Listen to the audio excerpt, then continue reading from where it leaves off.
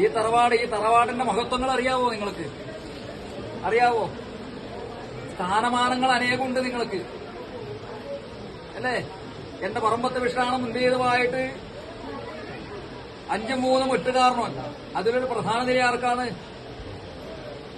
നിങ്ങൾക്ക്, അല്ലേ? കുടക്കാരനും നിൽക്കുന്നതായ മൊഴികൾ ഇല്ലേ?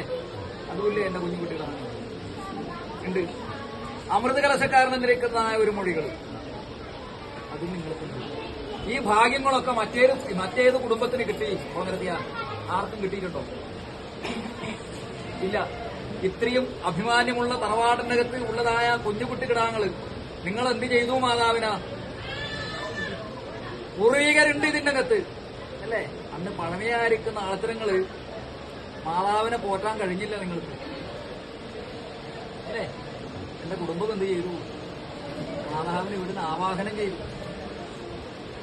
എന്റെ പറമ്പത്ത് വിശ്രാമം കൊണ്ടേതുമായിട്ടും എന്റെ പറമ്പത്ത് ഭവതി നിൽക്കുന്നതായ സ്ഥലക്കൂറിനകത്ത് എന്നെ ബന്ധനം ചെയ്തു, അല്ലേ?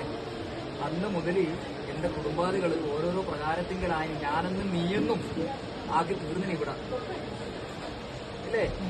ഇപ്പോഴും നിങ്ങൾക്കൊരു മോഹം വന്നു.